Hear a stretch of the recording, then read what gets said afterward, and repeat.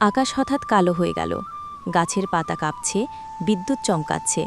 তারপরেই শুরু হলো টিনের চালে টুপটাপ বৃষ্টি। রান্নাঘরের পাশে পাটিতে বসে বুড়ি মাছ পরিষ্কার করছেন। পাশে কিছু কুমড়ো, পটল, ঢেঁড়স। রান্নার প্রস্তুতি জমে উঠেছে। চুলায় আগুন জ্বালাচ্ছেন তিনি। শুকনো পাতায় আগুন, ধোঁয়া উঠছে। কাঠপোড়ার খটখটে আওয়াজ আর হাওয়ার মৃদু শব্দে যেন স্মৃতি নেমে আসে। কড়াইয়ে ফোড়ন উঠেছে। পেঁয়াজ, রসুন, কাঁচামরিচ, তেলের গন্ধে ভরে ওঠে চারপাশ। বুড়ি মাছ ঢালেন। উঠানে ছোট বাচ্চারা ভিজে ভিজে খেলছে, পাঁকে লাফাচ্ছে। হাসির শব্দে উঠোন প্রাণে ভরে ওঠে। পাখিরা গাছে এসে আশ্রয় নিয়েছে। পালক গুছিয়ে বসে আছে তারা, যেন শান্তির খোঁজে। বুড়ি এবার পাত পেতে বসে খেতে শুরু করেন।